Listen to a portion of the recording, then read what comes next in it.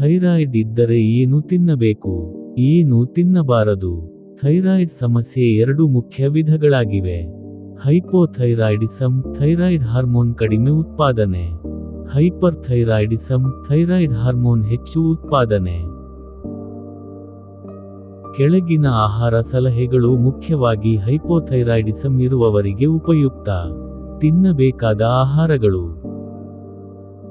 Protein ಆಹಾರಗಳು: ಮೊಟ್ಟೆ, ಮೀನು, ಕೋಳಿ ಮಾಂಸ, ಬೇಳೆ, ಕಡಲೆ, ಹೆಸರುಕಾಳು. ಸೆಲೆನಿಯಂ ಇರುವ ಆಹಾರಗಳು: ಸೂರ್ಯಕಾಂತಿ ಬೀಜ, ಮೊಟ್ಟೆ, ಮೀನು, ಗೋಡಂಬಿ.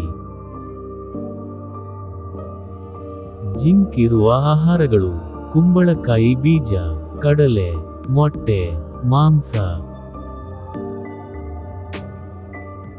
ಅಯೋಡಿನ್ ಮಿತ ಪ್ರಮಾಣದಲ್ಲಿ.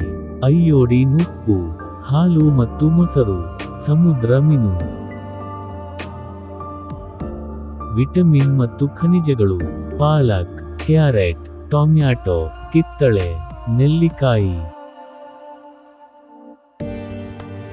ಕಡಿಮೆ ತಿನ್ನಬೇಕಾದ ಅಥವಾ ತಪ್ಪಿಸಬೇಕಾದ ಆಹಾರಗಳು: ಹೆಚ್ಚು ಜಂಕ್ ಫುಡ್, ಹೆಚ್ಚು ಸಕ್ಕರೆ ಇರುವ ಆಹಾರ, ಡೀಪ್ ಫ್ರೈಡ್ ಆಹಾರ, ಹೆಚ್ಚು ಮದ್ಯಪಾನ, ಹೆಚ್ಚು ಸಿಹಿ ಪಾನೀಯಗಳು, ಕ್ಯಾಬೇಜ್, ಬ್ರೋಕೋಲಿ, ಹೂಕೋಸು, ಸೋಯಾ ಇವುಗಳನ್ನು ಸಂಪೂರ್ಣವಾಗಿ ಬಿಡಬೇಕಾಗಿಲ್ಲ.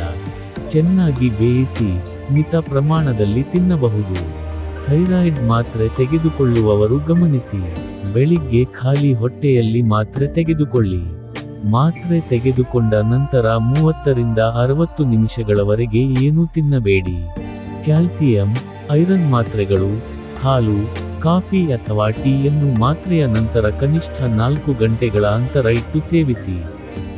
ಒಂದು ದಿನದ ಆಹಾರ ಉದಾಹರಣೆ: ಬೆಳಿಗ್ಗೆ ಥೈರಾಯ್ಡ್ ಮಾತ್ರೆ 30 ರಿಂದ 60 ನಿಮಿಷಗಳ ನಂತರ ಇಡ್ಲಿ, ದೋಸೆ, ಮೊಟ್ಟೆ.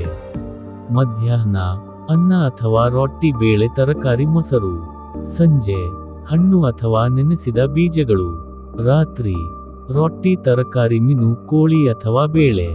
ಮುಖ್ಯ ಸಲಹೆ: ಥೈರಾಯ್ಡ್ ಆಹಾರದಿಂದ ಮಾತ್ರ ಗುಣವಾಗುವುದಿಲ್ಲ. ವೈದ್ಯರು ಸೂಚಿಸಿದ ಔಷಧಿಯನ್ನು ನಿಯಮಿತವಾಗಿ ತೆಗೆದುಕೊಳ್ಳುವುದು, ಸಮತೋಲನ ಆಹಾರ ಸೇವಿಸುವುದು, ನಿಯಮಿತ ವ್ಯಾಯಾಮ ಮತ್ತು ಸಮಯಕ್ಕೆ ತಕ್ಕಂತೆ ಥೈರಾಯ್ಡ್ ಪರೀಕ್ಷೆ ಮಾಡಿಸಿಕೊಳ್ಳುವುದು ಅತ್ಯಂತ ಮುಖ್ಯ. ಈ ವಿಡಿಯೋ ನಿಮಗೆ ಉಪಯುಕ್ತವಾಗಿದ್ದರೆ ಲೈಕ್ ಮಾಡಿ. ಇಂತಹ ಆರೋಗ್ಯಕರ ಮಾಹಿತಿಗಾಗಿ ನಮ್ಮ ಚಾನೆಲ್ ಸಬ್ಸ್ಕ್ರೈಬ್ ಮಾಡಿ. ಮತ್ತಷ್ಟು ಉಪಯುಕ್ತ ವಿಡಿಯೋಗಳನ್ನು ನೋಡಲು ಕಾಮೆಂಟ್ನಲ್ಲಿ ನಿಮ್ಮ ಪ್ರಶ್ನೆಗಳನ್ನು ಬರೆಯಿರಿ.